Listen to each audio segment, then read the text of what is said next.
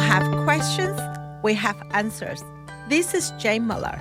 And this is Ken Muller. Welcome to our show, all about real estate with Ken and Jane. Well, Jane, this is the second weekend of the new year. So once again, we want to wish our listeners a happy and healthy 2025. We hope it's off to a good start for you. And with the new year comes new announcements. So we have an announcement to make. We've been working on a new book.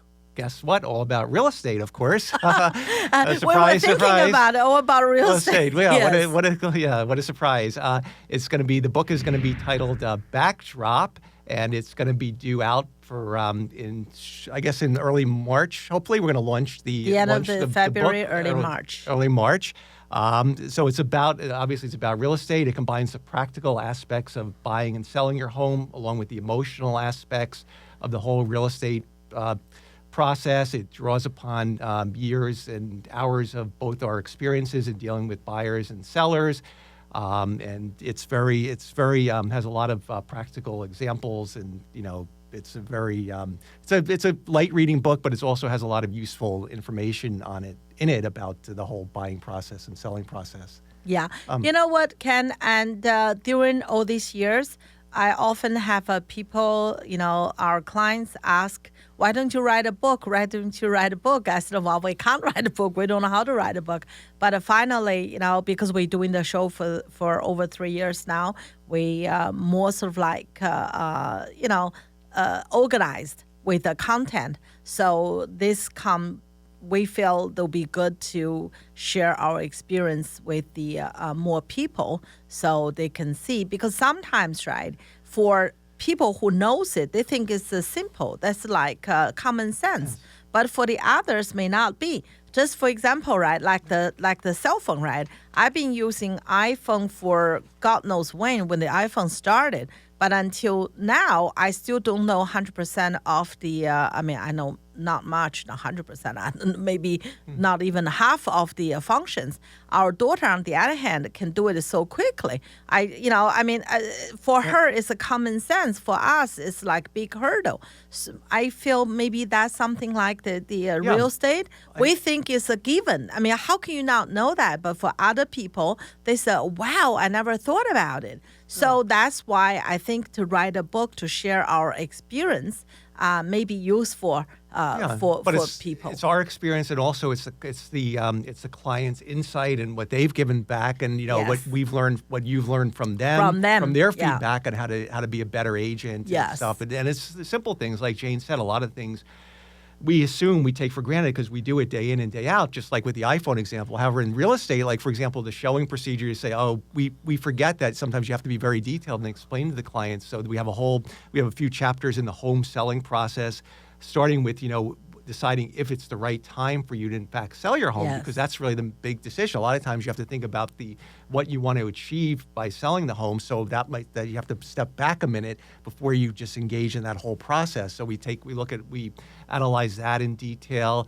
Then if the timing is right, then then there's a book chapters on the selling process, how to get your home ready, what to expect during showings, how to prepare the home for showings, how the notification procedure. That's something that we've take for granted, like, showing time. But a lot of people don't know what is showing time. Is it something that, like, when they get a text, they said, wow, is someone hack in? How do you know my number? Yeah. So, and how are people going to access the home? Will they have an agent? We assume, of course they're going to have an agent. But a lot of people that haven't sold the home in 20 and 30 years have these questions that need to be explained to them. Or so concerns about. So we cover a lot of things, a lot of the things. So it is a very detailed book, but it has a lot of entertaining excerpts from stories and things, and and then the whole emphasis is it's more than just an ABCs of the buying and selling process. It's the emotional aspect. It covers, like, how the fact your home is what you make of it, how your home is really, in essence, your backdrop, because that's where you spend your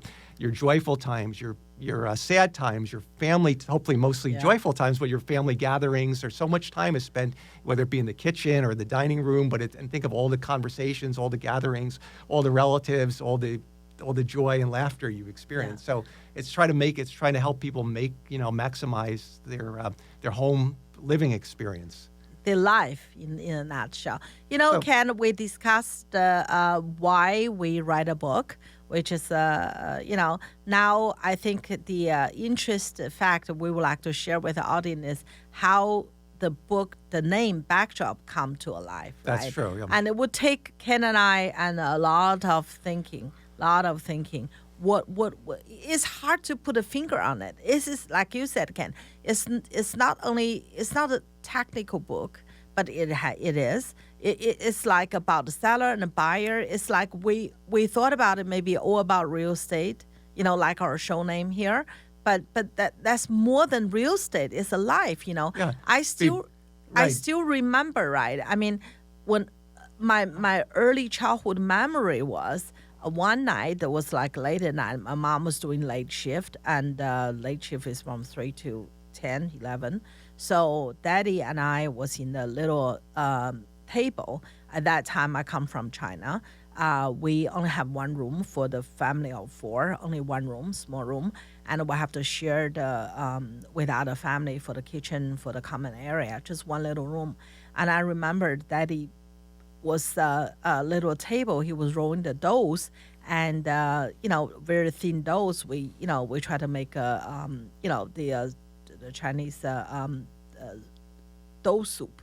So he was rolling, pulling, and there's a little hole in the middle. So he was play peekaboo with me through that little hole, and I still can remember the laughter. I still can hear the laughters we had. It was a great time. It's a small room.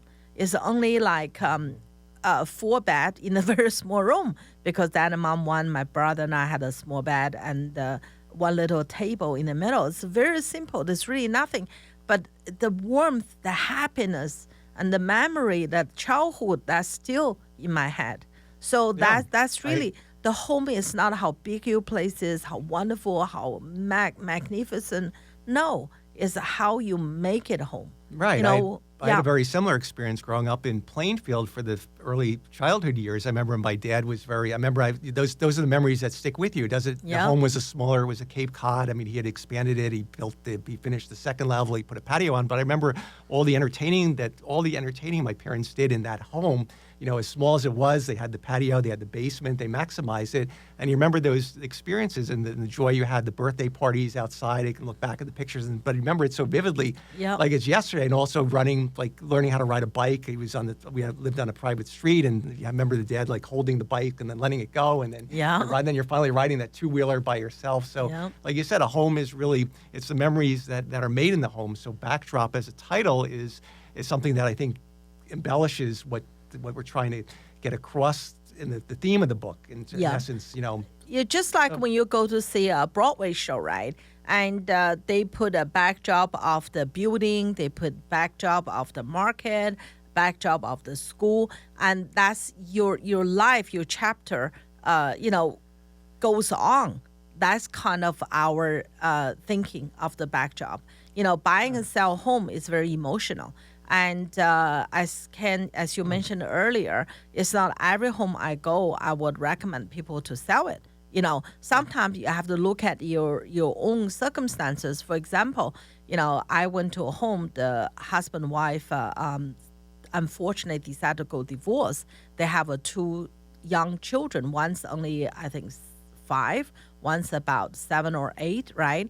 And after I talked to both of them, and I realized either party can buy the other party out. So money is not the issue. Okay. Always thank God money is not the issue. So either party can buy the other party out. So I recommend them, instead of they calling me to sell their house, so they go separate ways. So instead of selling, the home, one party can buy the other party out, so the children can remain in the house, have some familiarity, can feel, you don't want to change their life upside down so much for the young children. So at the end, after talk to them, they decided to take my advice. So, one party bought the other party out with the children remained, and the husband moved out to rent something nearby. So also I said to them, well, during the separation, you give you more time to figure it out whether divorce is absolutely something you want to do, right? You don't want to sell the house and move and then later on realize you want to be together and then you have to buy one, right?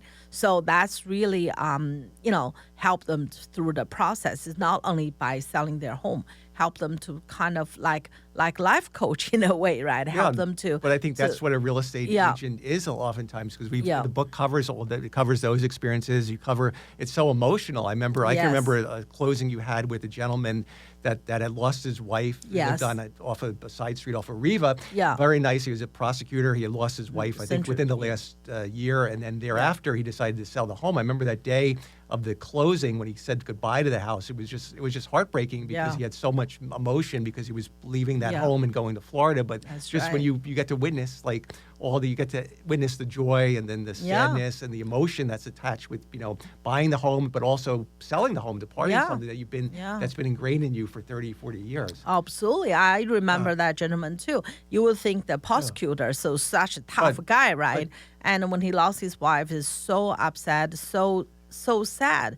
And when I came to meet him, took him a while to decide to sell, not immediately, because once again, people coping with grieving is different. Some people, maybe better to move on quickly, like our mother, right? Your mother, our mother. So when dad passed away, so she feeling such a depression in the house because every time she sit on the table, she see him sit there. When she get up, she see him in the house. I mean, feel him. I shouldn't say feel him in the house. So she felt the depression. So at that time, we'll have to make a decision to move her closer to us and give her a new environment. But for this gentleman you just mentioned, right? And he took a little bit longer time to get, I wouldn't say get over the feeling, but sort of like to help himself to get ready to move on. So that's really, every time everything is different. Depends on each individual. Depends on the personality. Depends your emotion. Yeah. So I mean, in your situation, like with your mom and dad, I know your dad went through an illness and your mom was terribly sad. But based on her personality, she didn't need to pack up and leave because they were living. It didn't bother her to stay in the same house that she was living in, even though he was no longer there. Yeah, right? yeah. She's tough. She's like But later on, we did. Actually, with my parents. His story is even more, you can write a book for them too. Well, you can write a book about your mom. That's right. And my father asked me to promise him to build a new home for her. And because our home, the original home was older home. So my father, at that time, I went through my school master and work in the bank and doing very well. So I could build a brand new home for my mom. And my mother actually wasn't happy about it. And she basically saying, he organized my life. Now he possibly still organized my life, right? So she wasn't happy about that But at least I know choice. We have to take a short break, but we'll continue this story. But at least I know if your mom was complaining as she is now, that means she's healthy. That's right. That's right. All right, why don't we take a short break? We'll be right back after these messages.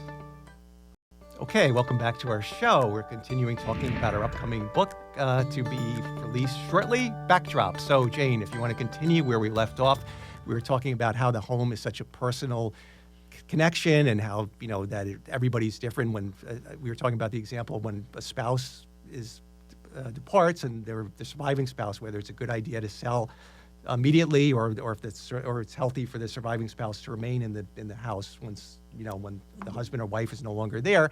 And I think the conclusion is that it depends. It really depends. And that's what the whole thing with the book, whether that example or other examples about when is the right time to sell, that should be, I think, this book is good for not only for buyers, sellers, but also for real estate professionals, because it gives you the analysis when you're meeting a client. Your duty as a realtor, as a real estate agent, is a fiduciary duty. You have a duty to do what's in the best interest of the client who's the principal. Correct. You have to put their interest before yours. A duty of loyalty, care, obedience, confidentiality. So the first thing when you meet with the client is you want to really assess what they're trying to achieve, and look at the big picture. And selling may or may not be the best option. Absolutely. And also, I mean, this book, right? I mean, another thing about this is that we use a lot of chapters talk about buyers as well. Right. And when you're buying a home, and what's important to you, right? And people are different. For example, some people very analytic. they want to get all the expect and to make informative decision. Others may more emotional. And speaking of that, you have clients that want to find the quote unquote perfect home, meaning that which I guess is more the analytical approach. They want to check all the boxes, and if it doesn't check, it only checks 9 of the 10 boxes, but it's missing that one remaining thing. They still want to keep looking, but then they find that after looking at, and you've had situations in your real estate career where you've showed a client maybe, I don't know what your record is, maybe 70, 80 homes, and then finally they had to make a decision because there's no such, there's very rare is there such thing as a perfect home, but it's really, that's what the book covers. Sometimes it's come back, they said, the house you showed us, number 17 would be perfect. But by the time they go back to it, it's already under contract. So it's already closed. So, that's things can happen really, buyer, you really have to understand, as you mentioned, Ken, this book is for almost everybody. For real estate agent, you have to understand your client's preference, what they need, what they versus what they want, need and want. You have to balance that. And need doesn't equal want. Okay, need and want can be totally different. But they can be combined together as long as as long as the buyer has the financial means. But there's basic, right? But that's the way to break it down. The needs are what are the musts, and then the wants are the would-be nice ones. And if you can find both of them together within their price range, then it's a win. That's right. That's right. I mean, as I said, for the buyers, right? Some people buy by emotion. Some people buy by the fact. So you really have to know yourself and to make the informative decision. So like I always joke, Ken has a very good friend, and when before he proposed to his wife, he's researched on a diamond. He had Excel made it up. He visited so many stores, different target diamond he had in mind.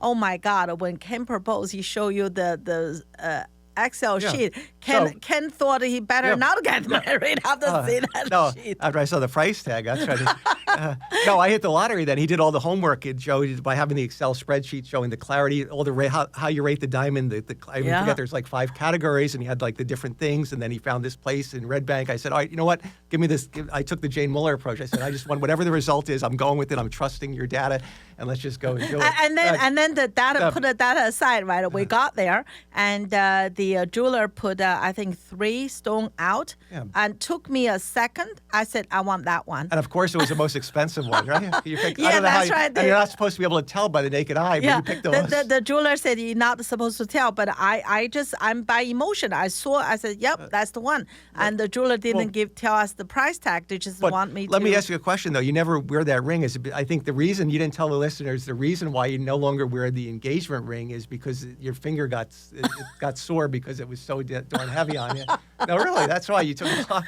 Yeah. No, that's because I walked the dog, and then the dog leash and caught on that, so ripped it. So I don't want to lose the. Actually, I was still wearing it, and then my best buddy Carolyn Barnes saw it years ago, and he said, "And you're supposed to clean it too. You're also that's even what Joe said. You're supposed to have it steamed or cleaned. You never once, but never did." And then Carolyn said, "You got to lose your diamond. You're gonna lose your diamond." But that time I already put on weight. I couldn't take it off, so she cut the ring, and I still had the ring and diamond in the safe in the bank. So I think when Maria grows older, and we can give it to her as a gift. At least it'll go to use. That's for sure. But come back to this book, right? I think the original thought I had for this book is when you write a book, you have to ask who would read this book, right? I think definitely for the seller, if they thinking get a home ready, may not be now, maybe for the future, and to pick up some tips on that. For the buyer, same. So if they thinking buying a home, so they definitely can see from the third party from real estate. Well, what's important, I think, in the chapters we cover on the buyer is what to consider when you're looking for a home, what's important to you to be close. A lot of things like to be close or not close. Some of the things we've covered on the show, on the buyer shows about, what do you want to be close to the job, the schools, what type of homes you want. Do you want to, you wanted to style the home, Yep. all different things that go into it. And also for the real estate professionals, they can see the combined experience for us to write this book to learn a lot of situations, how to help the clients, buyers and sellers, and also there's one little chapter about the renter, and the landlord. So that once again, this is not investment book. It's so real estate investment. So that we touch a little on that. And you mentioned before. Let's elaborate on the divorce. You mentioned also the challenges of handling sellers where the two parties are not necessarily on the same page. It could be a divorce situation. It could be an estate sale where you have different siblings involved and they don't see. And you've handled multiple times those situations, and you've had some times where the parties are very cooperative, and other times where they were not on the same page. So it gets into we cover like the nuances of that stuff, and that's where it can be helpful to real estate professionals who read this to see what, based on your lifelong experiences and actually being in the trenches and dealing with the situations where we had one. As I recall, we had one where the divorces were very ugly and sometimes where they were very cooperative, and also within the state, there was one where I think a brother and sister, where the brother was living in the house, but the sister was somewhere in Arizona, but they were not on the same page in terms of what strategy they in the court success. Fighting for 3 years. 3 years, and then you had to get, so you become, not only you become a counselor and a guide, and you try to, and your job is to try to unify the parties, to make them work together for the best interests of maximizing the sale. Even after the sale, I told them, I said, now you two fighting, but the sale is already finished, right? I hope you realize that blood always thicker than water. So at the end of the day, your parents pass away, you have each other. So I mean, hopefully they put the difference aside. And then to be close. Well, that would be very rewarding if that's the case. Yes, that's very rewarding. That's the beautiful about our job. That's where it's more than gold if you can reconcile family differences or disputes and things. That's, absolutely. And I always hoping, even though you may not buy a house, you not sell a house, you may not be a real estate business related, but if you had a long flight from A to B, and you may see this book in the bookstore in the airport, or maybe on your phone, you can, light reading. So just something. I mean, at the end of the day, I hope if people can get one thing out of the book, that would make us very happy, because Ken and I are readers. Now my eyes is not so good. I don't read. I listen to the audiobook. We listen to 2 to 3 books each month, audiobook. But maybe just one thing, maybe real estate related, maybe not. Just like we think the home, what make a home is not the structure, right? The home, people make the home. Like the memory I had, it's the people who make it, the family who make it. Home should be a safe harbor. When you had a bad day, when you have hurt, or you have happiness, you have excitement, you want to come to home.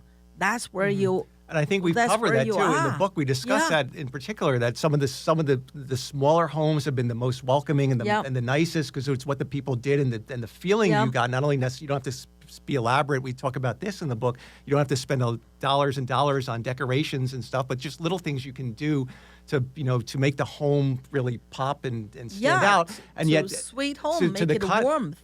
To the other end of the spectrum, where we've been in such big homes. One time we went to this large.